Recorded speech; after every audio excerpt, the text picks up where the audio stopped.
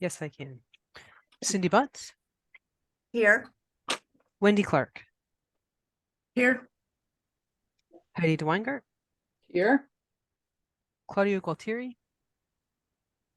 I understand he is unable to join us today. Okay. Commissioner Mascara Bruno. I'm here. Thank you. Oh, good. Thanks. Lisa Tepper Bates. Maybe joining us shortly. And Greg Agalde. Here.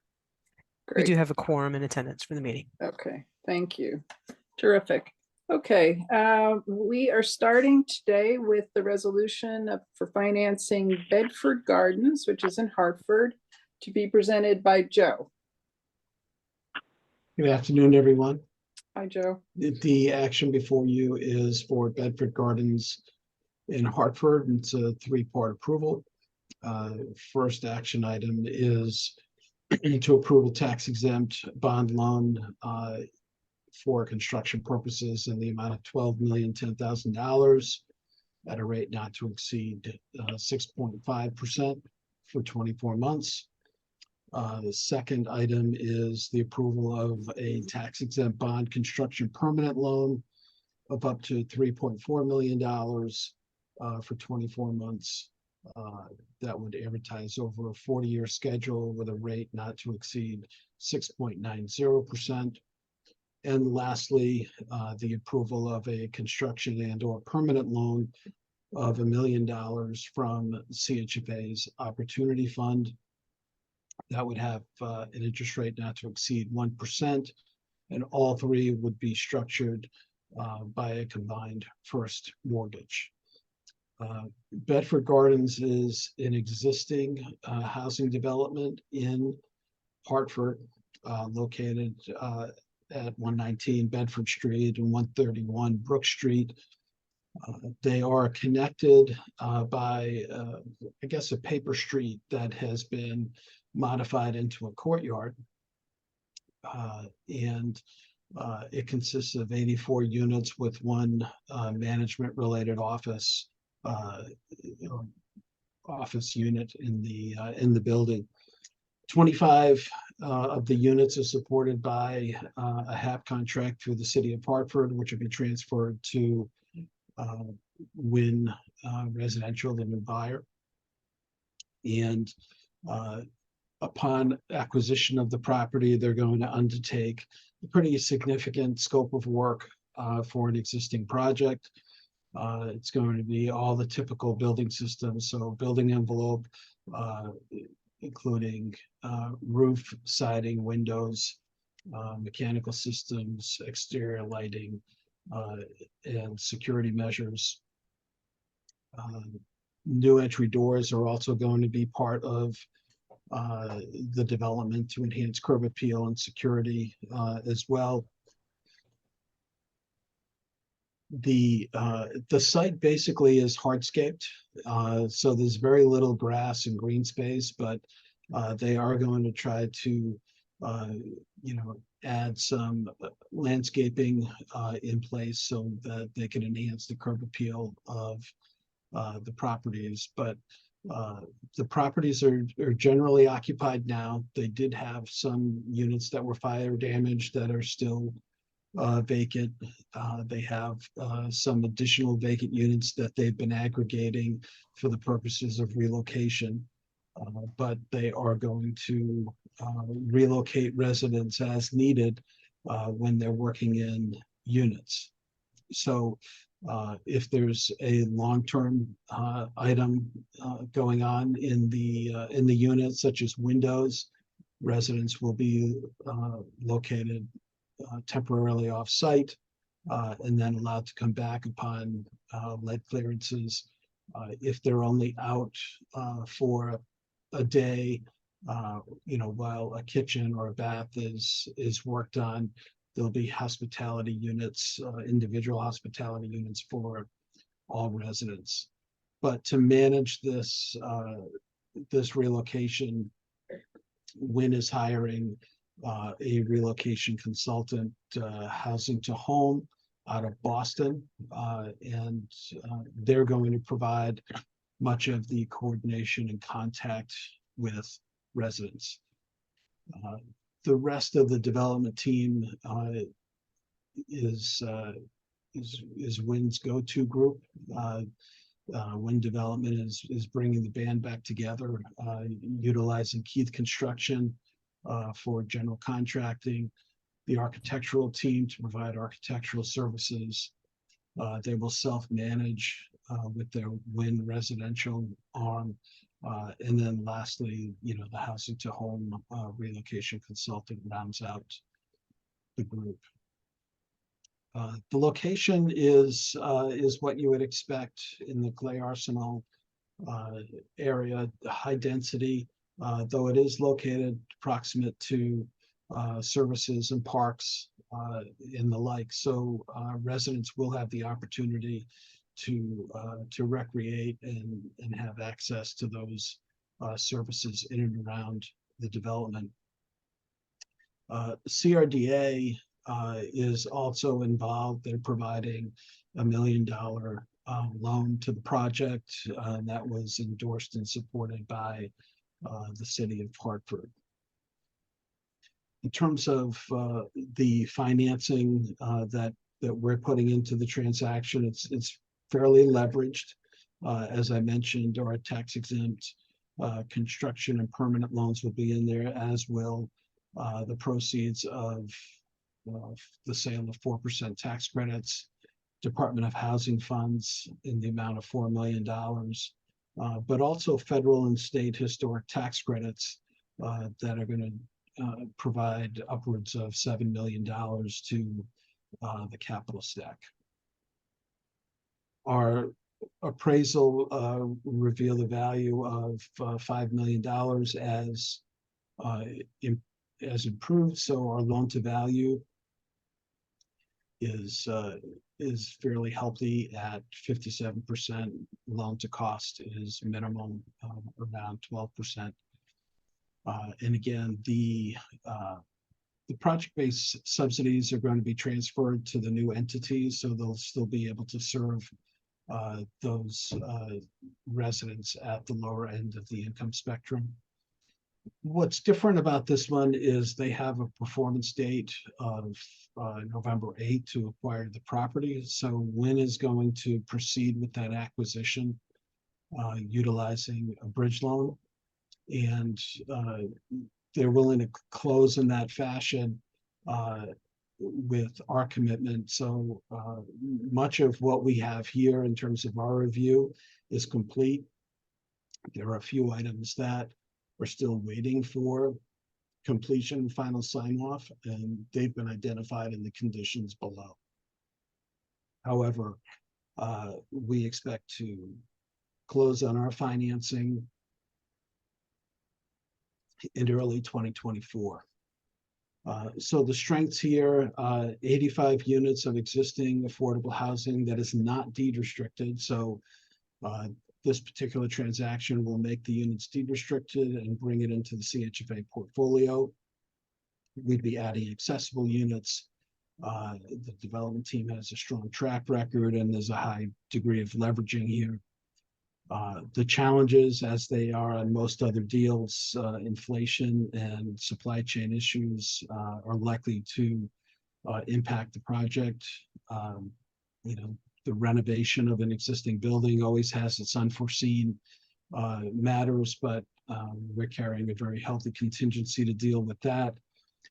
And also, with an older housing stock as this is, with historical implications, the choice of accepting building material may be limited, due to its availability. So we're trying to watch all aspects of this transaction, from the protection of residents to ensuring that the rehab is done in the most expedient and compliant way for historic tax credits and the CHFA's guidelines. The conditions, as I mentioned earlier, is just the review and acceptance of some remaining due diligence items for tech services. As I said, much of that is still in progress, just not final. However, we won't be closing on this loan until we've received all acceptable due diligence. And lastly, there are a couple of approvals required through the Department of Housing, such as the DOH funding commitment and the review of the relocation plan. So with that, I'd be happy to take any questions with the recommendation of the board taking this action.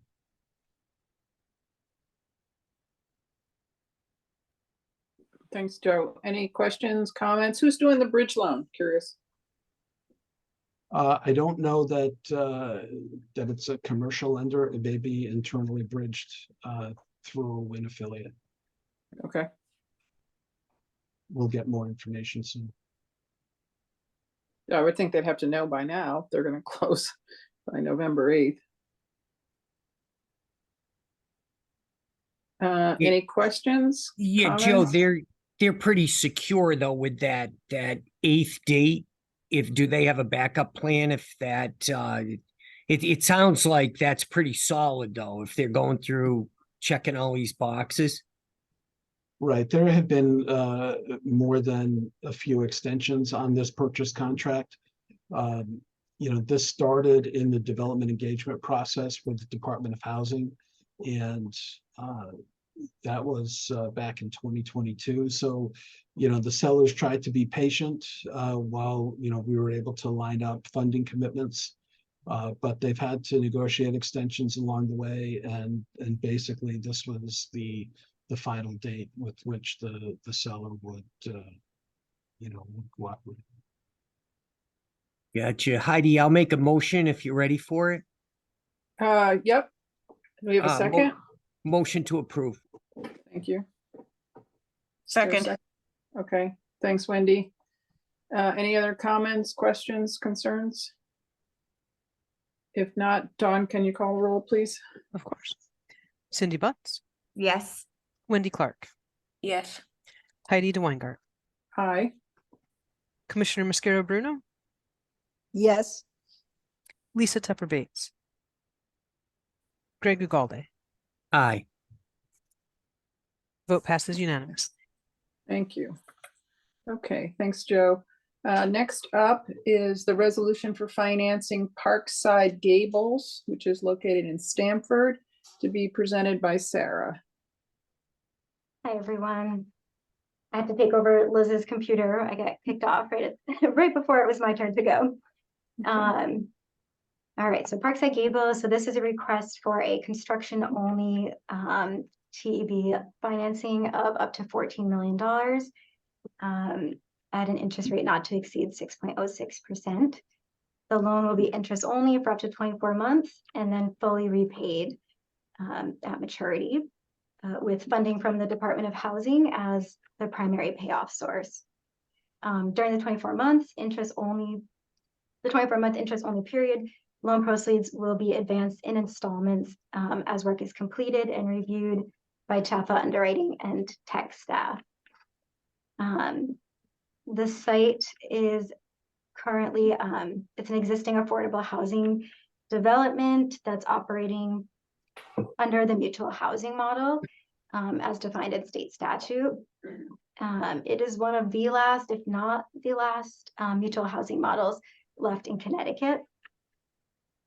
And it's currently failing under that model with a complicated rent structure, high property management turnover, and deferred maintenance, as it was built in 1991 and hasn't had any major renovations since then.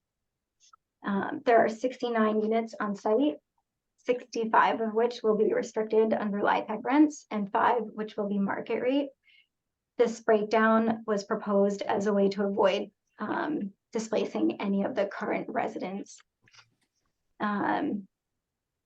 The development team on this deal have extensive experience working with CHFA on LIHTC deals, with La Rosa as the GC, Antonazi as the architect, and NEF as the tax credit syndicator.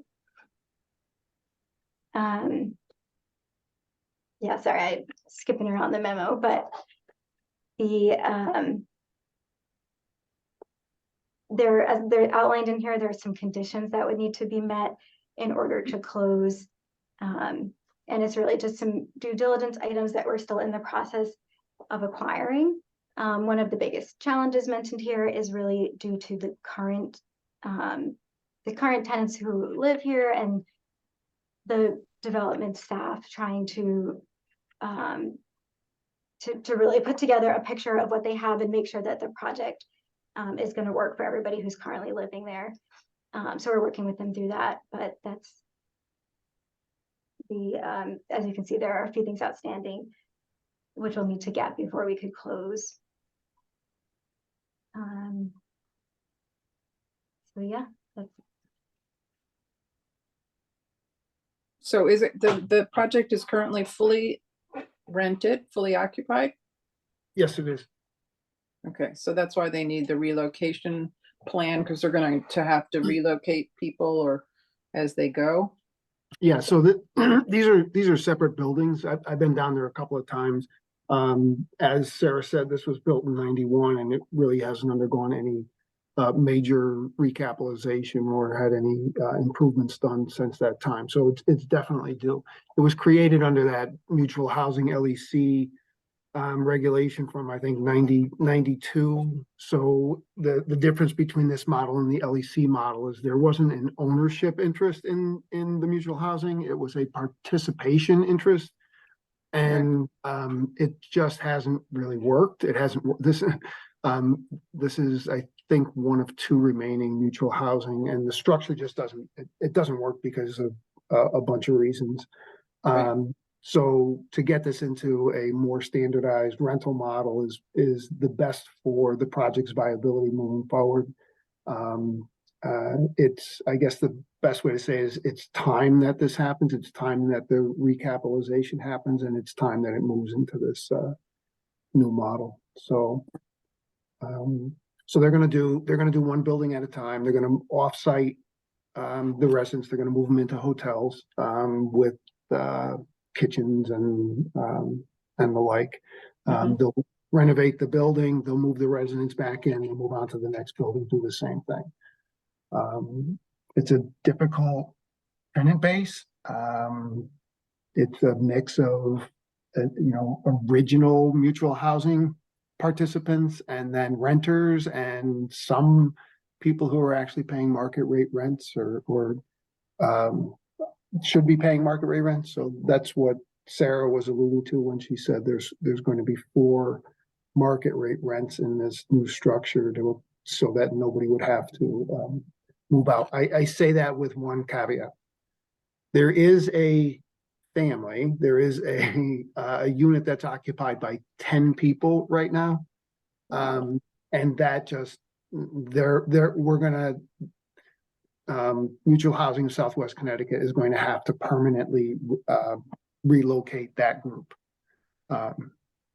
Because you just can't, that just won't fit within the new structure. So, but other than that, everybody should be able to remain in place if they so choose. So you don't see a legal battle to change this from mutual to normal or other? No, there's been a lot of communication, especially with the commissioner's staff and the residents. I've actually participated in a couple of resident meetings with the developer. And DOH staff, and then I think there's been 2 or 3 subsequent meetings with DOH and the residents and the developer, so I don't see a legal battle with it. And besides that, by the assistance agreement that that was put in place when the mutual housing was established, the commissioner of housing has the right to disintegrate the mutual housing if it's not in compliance with the assistance agreement, and it's not in compliance with the assistance agreement. So I don't really think that they would have much of a legal leg to stand on. I don't think that's an issue, Heidi.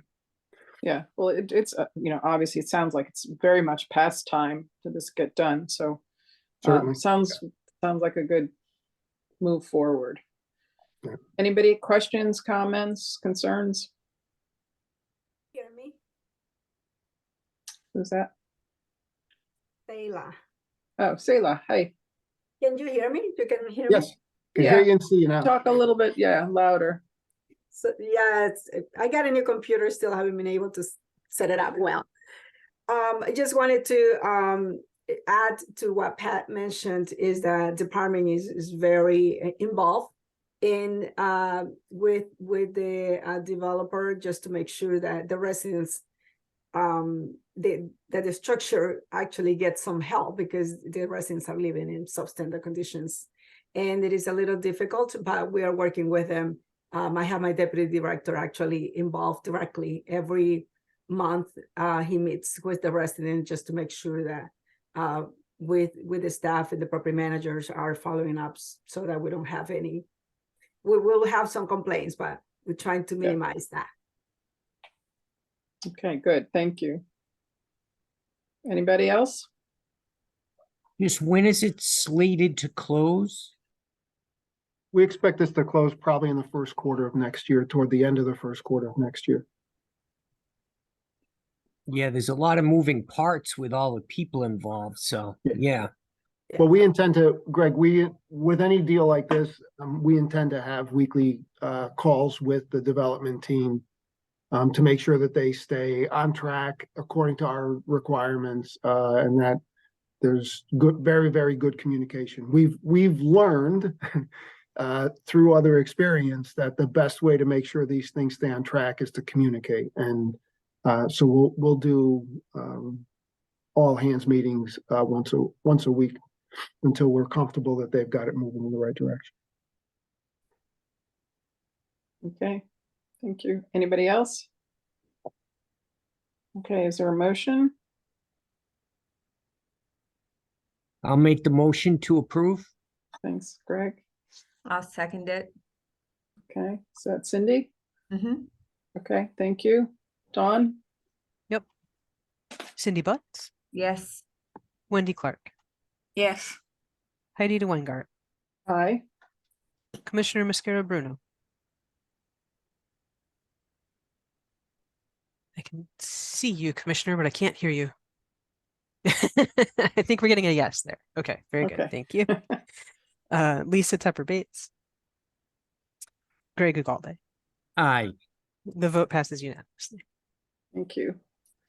Okay, next on our agenda is the resolution for financing the village at Park River, number 6A, and I guess in tandem resolution for 6B, located in Hartford and to be presented by Trayvon. Hello. Hi. Village at Park River 6A.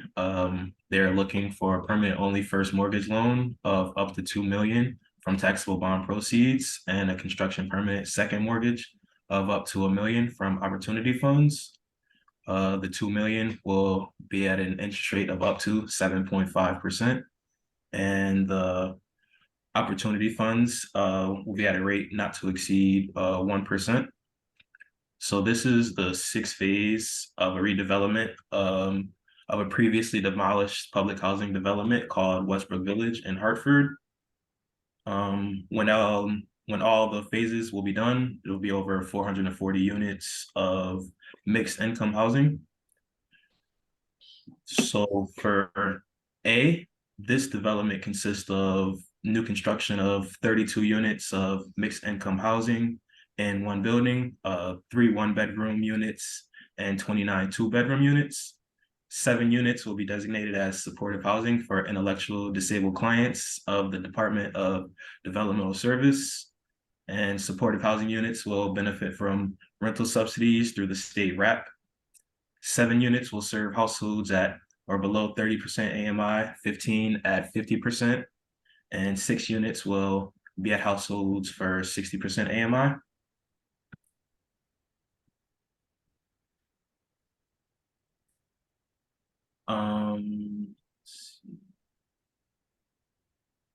The development team for this is the developer is Penrose, and their local partner is the cloud company. They worked on a bunch of projects with CHFA.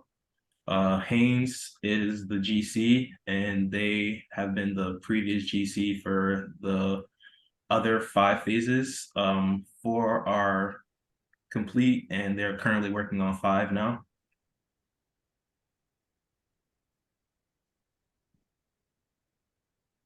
Strengths, so like I said, this is the 6th phase.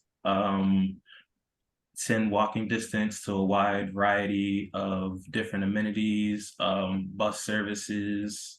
The project is designed to meet average HERS Index 42 and EPA net zero ready standards and energy efficient measures. Challenges, since this is the 6th phase of the development, and areas for cost containment have already been identified and incorporated into the plans and specs.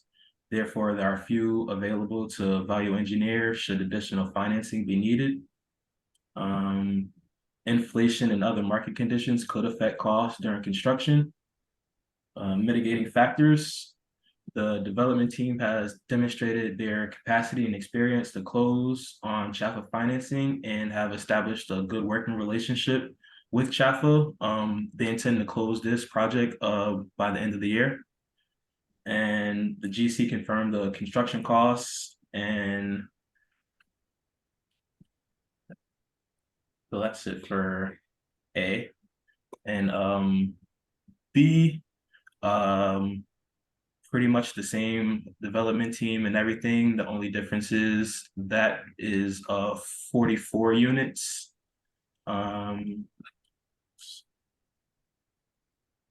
So how many phases altogether will there be?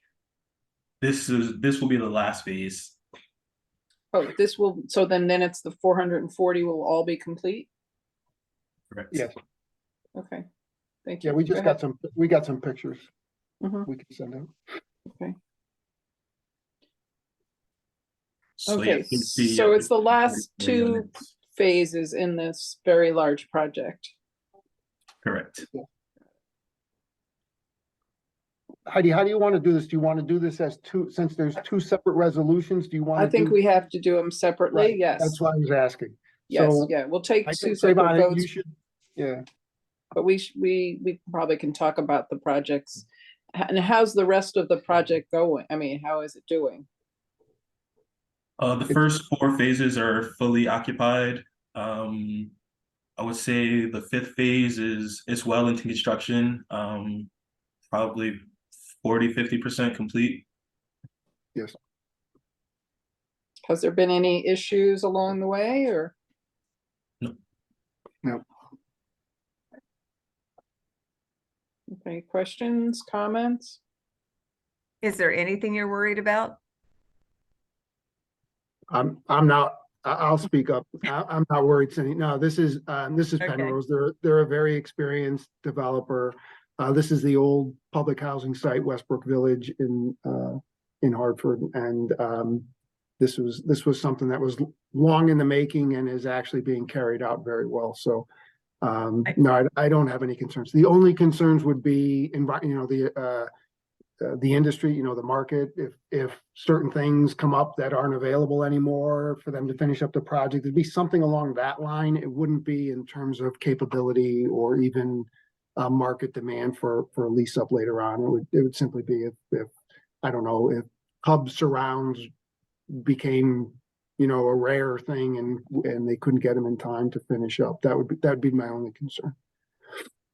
Thanks. So I'll make the motion to approve. Oh, thanks, Cindy. Is there a second? Second. Thanks, Greg. Okay, Don.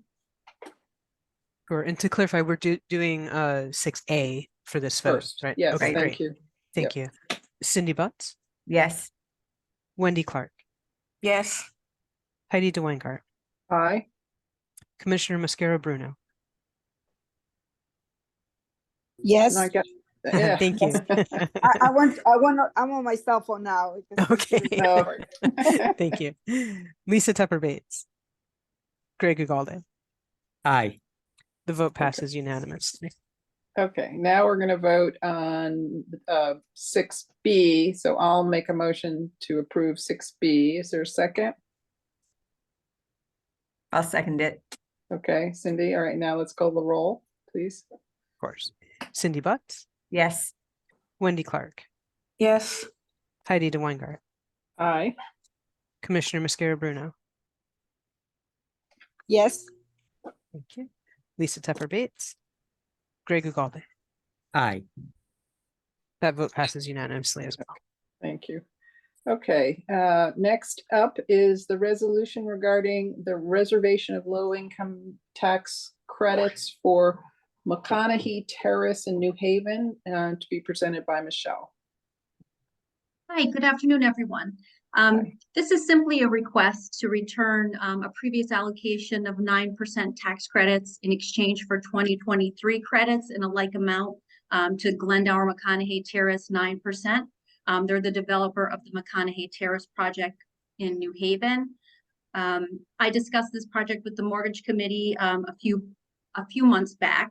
One of the phases, it's a two-phase project. One of the phases is a 4% phase, and they're utilizing 4% tax credits with CHFA financing. And then the other phase is utilizing 9% tax credits, and Webster Bank is providing the financing for that side of the transaction. Now, with the reservation of 9% credits, the developer is required to place a development in service by a certain date. And that date is generally determined by the year that the carryover allocation agreement is signed. And then a project has 2 years from the date of the carryover to place in service. When we originally approved the use of 2022 credits for this project, it resulted in a placed in service date of December 2024. And as I explained in the recommendation memorandum, this is a HUD-RAD transaction. It's proved to be a bit more complex than originally anticipated, mainly because of the reallocation of a single public housing development into 2 distinct phases. So that's been somewhat of a challenge. Those delays snowballed into some other issues, such as rising interest rates and uncertainties with the final development budget. But the good news is today all those issues have been resolved. HUD has issued a RCC, which is a conversion commitment for the RAD. And we anticipating closing on both phases by the end of November.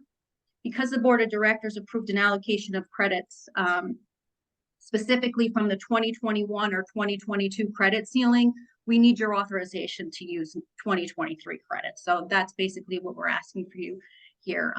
It's not going to have any negative impact on our 2023 credit ceiling, but because of the timing, they just can't place in service based on the initial place in service date that we expected. I thought you said the date was December 2023. 2024, but no, I'm sorry, 24. 2024. So we haven't closed yet. So there's no way they can place in service by the end of next year because we haven't commenced construction yet. Oh, okay. Can Is you the just other part explain? under? Go ahead. Right. I'm sorry, can you just explain how that works now? So we in effect get 22 back, we allocated under 23, but somehow it doesn't affect our cap in 23?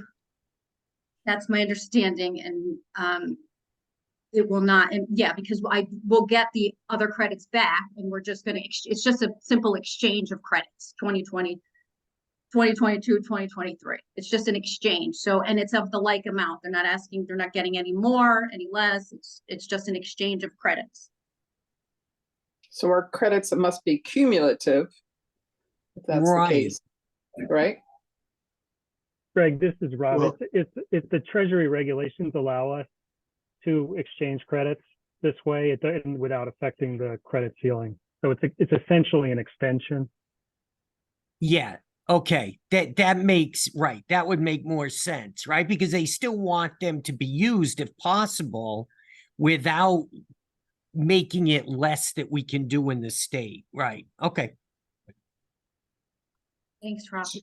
So tell me a little bit about how the two, since it's now 2 developments, is the Webster side closed yet? No. So Webster is we're closing simultaneously within a few days apart. I participate on their calls as well, just to make sure everything is moving smoothly. Obviously, they need an ELIC, and we issue the ELIC based on their closing list. And What's an ELIC? That's the extended low income housing commitment. Sorry. So yeah, so I participate on the Webster calls weekly. They participate on my calls as well, and we are moving simultaneously so that we should be closing both the 4% and the 9%. It's the same development team, right? The same GC. Everybody's on site at the same time. It's just one side's using 4s and one side's using 9s. So it's been a little complicated, but it's moving forward. And we had a call this morning. They're looking at a late November closing. Everyone's on board for that. All right, if it doesn't close this year, can you please report back and let us know? Because these things, we talk about them and then time passes and it's like they go into that black hole and I forget. Yeah, will do. More questions? Comments? Okay, a motion to extend basically the availability of these tax credits. So moved. Thanks, Greg. Second? Yeah, I'll second it. Thank you, Cindy. Okay, Dawn? Cindy Butts, Yes. Wendy Clark, Yes. Heidi DeWeingart, Aye. Commissioner Mascaro Bruno, Yes. Lisa Tepper Bates, Greg Agalde. Yes. Vote passes unanimously. Okay, thank you. Thank All right. you. Sorry. Oh, okay, Michelle, thanks. Next on the agenda is approval of the minutes from the mortgage committee meeting that was held on September 26th. Anybody have any comments or corrections or changes? Hearing none, I'll move the approval of the minutes. Is there a second? Second. Okay, Dawn? Cindy Butts, Yes. Wendy Clark, Yes. Heidi DeWeingart, Aye. Commissioner Mascaro Bruno,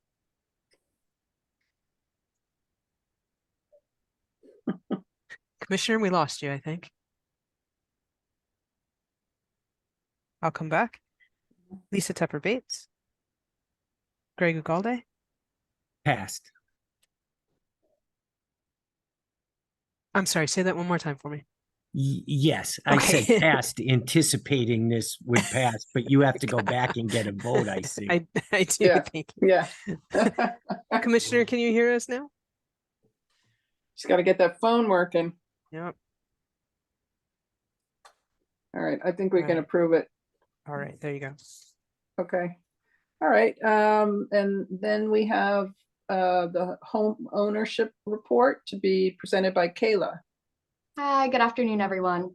Before we get started with the homeownership report, I did just want to spread the word that the housing needs assessment is now complete and up on CHFA's website.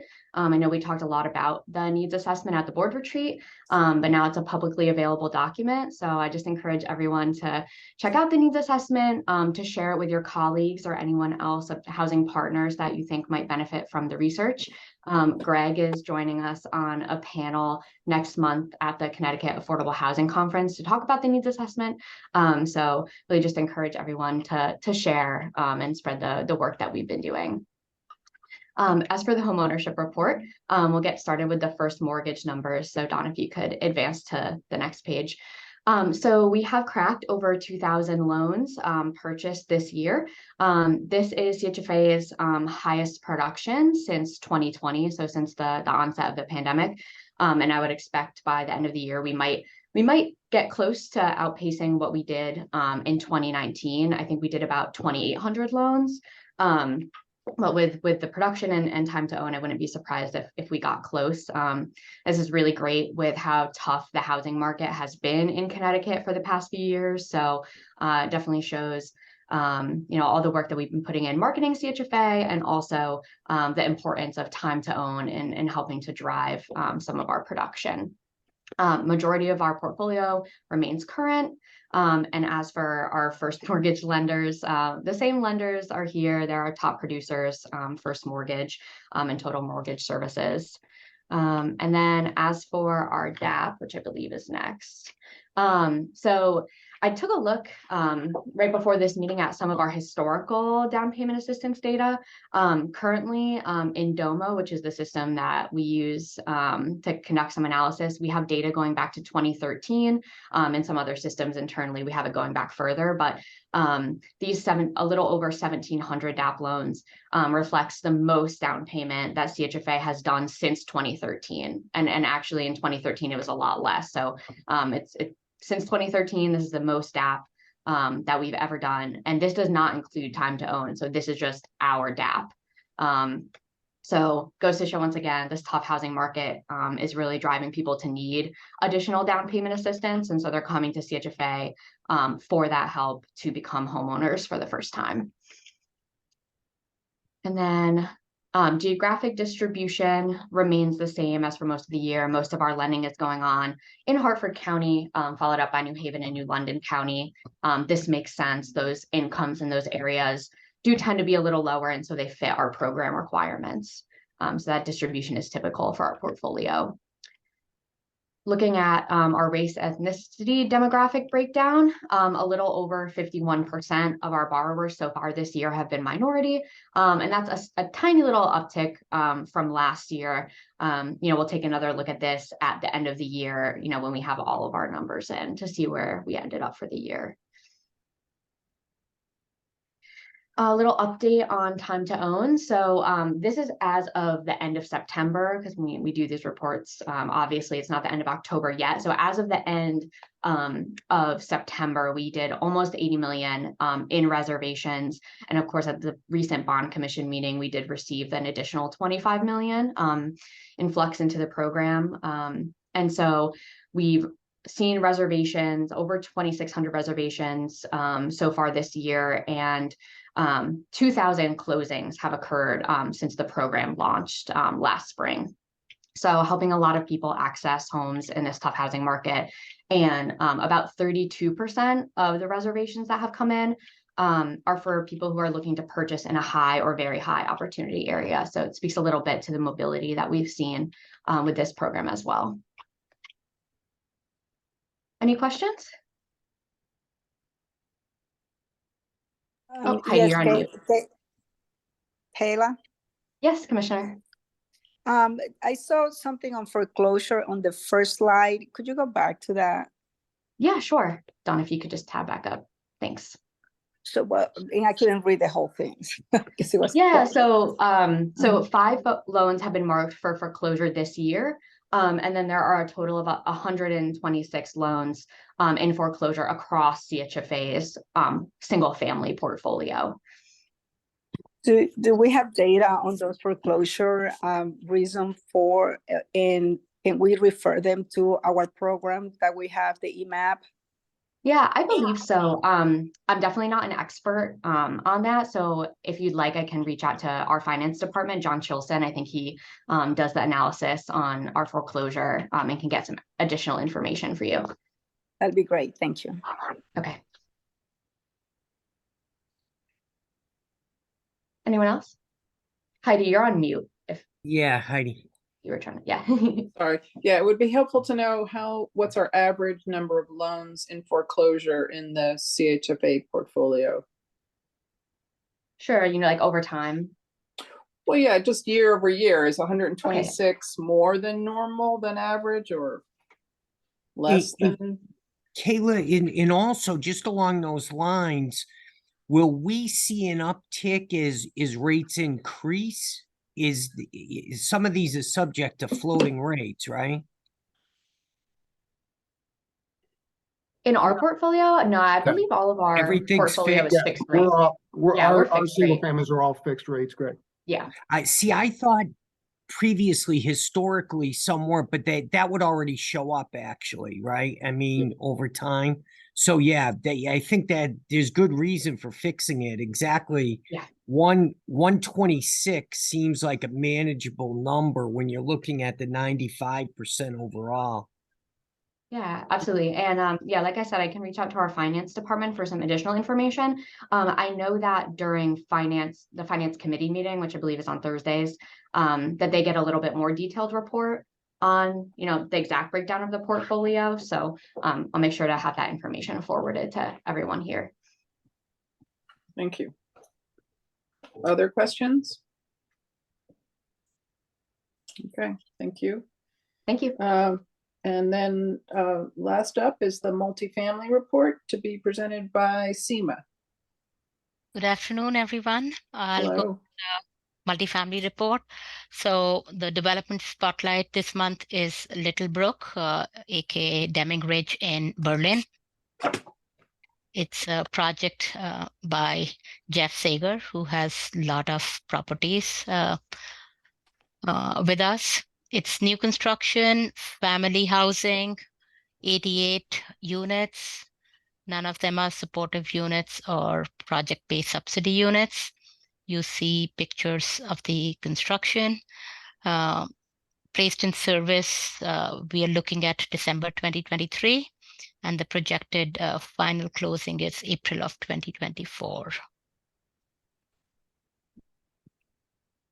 So this is multifamily pipeline at a glance, and this data is as of October 1st. Year over year, there are not much changes. It looks pretty much in line in what we are seeing. The middle bucket, the non-competitive light tech and the miscellaneous appears to be the biggest chunk in terms of both all the three categories: TDC, total number of developments, and the total number of units produced. If you go down a little bit, Don.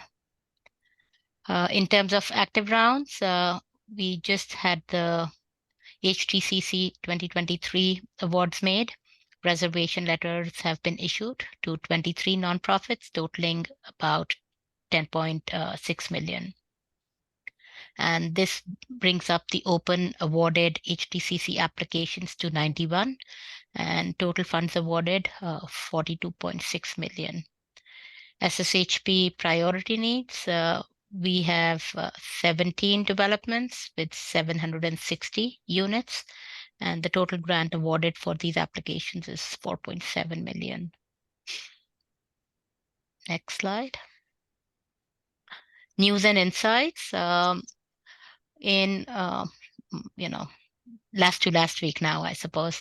So Connecticut Consortium submitted an application requesting 100 million in EPA's Solar for All funding competition. Connecticut Deep was the lead coalition member, with CHFA and Green Bank serving as non-lead coalition members. In addition to this competition, we provided letters of support to the two other EPA competitions, National Clean Investment Fund, NCIF, and CCIA, Clean Communities Investment Accelerator. They are both competitions. Awards for all these three competitions are expected to be announced in March of 2024. Last week, 10-14 to the 17th, CHFA leadership and staff attended the NCSHA annual conference in Boston. There were a plethora of sessions and, community meetups. We exchanged ideas, best practices, and experiences with other HFA members. There were sessions on energy efficiency, overcoming development and construction challenges, multifamily compliance hot topics, Section 8, special need housing, data and analytics, and several more. National Housing Trust had organized an Inflation Reduction Act bootcamp session there. It went over ways to build HFA capacity to support IRA, how to engage developers, and stack all the various resources available through IRA. Mass Housing was the host for the conference, and it provided a walking tour to the Bartlett station, an 8-acre bus yard in Roxbury's historic Fort Hill neighborhood that's been transformed into an innovative urban mixed-income, mixed-use community. It's fabulous work that they've done there. Insights, in September, a multifamily staff member attended the iForum at Lyceum titled Community Land Trusts, Innovation for Home Ownership Access. The event discussed the role of ownership, how to decouple the land ownership from the ownership of the building, and how it can be used to promote, home ownership by providing lower priced homes compared to the market rate housing purchases. And these can be resold to future eligible household at below market prices.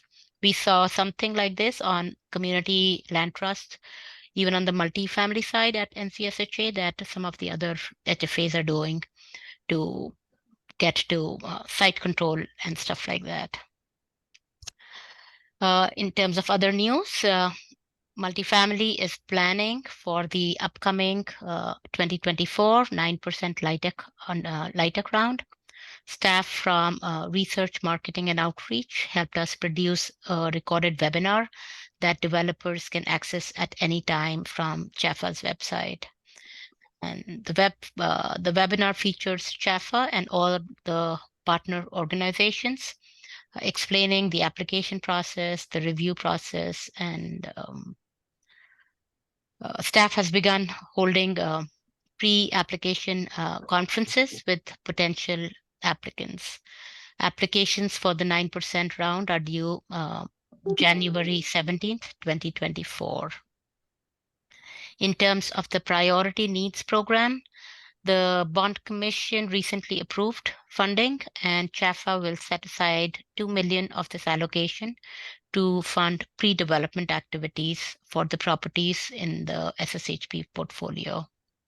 Owners will be encouraged to obtain CNAs, and staff from asset management will review the CNA reports and assist owners in preparing to apply for the funding to make sure they address all needs and make property sustainable for the next 15-20 years.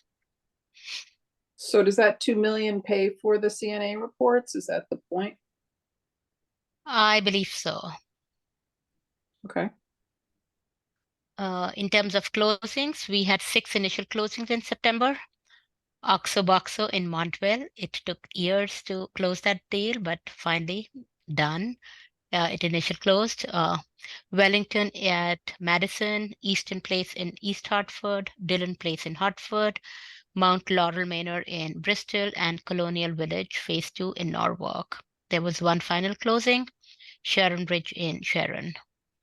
Now below here, you see the developments that are likely to go to board in the coming months. We are prepping them up, but again, it will depend on how we get all the due diligence that will really dictate the timing of these applications. Next up, upcoming transaction in the months ahead. So this time we are highlighting the Monarch. It's a property development in New Haven. Owner mortgagor is Monarch Apartment Homes. It is an LLC, and our contact is Lewis Brown. It's an LLC set up by the developer, Hot Meadow Development Inc., and our contact is Dan Walsh. Scope is demolition and new construction. It's a family housing, 64 units, and all 64 of them are affordable. It is looking to use LIHTC 4%, DOH funds, CHFA TEBs, and CHFA opportunity funds. This proposed development is in the West River neighborhood of New Haven, on a site that was formerly housed a commercial laundry business and gas station. So there is a lot of remediation, a lot of contamination work there, and they have a DECD brownfield loan to do that. The plan is to raise the existing structure, remediate, and get the new development going. It's very well located in terms of amenities in the neighborhood. And here are some renderings of the proposed developments. Any questions?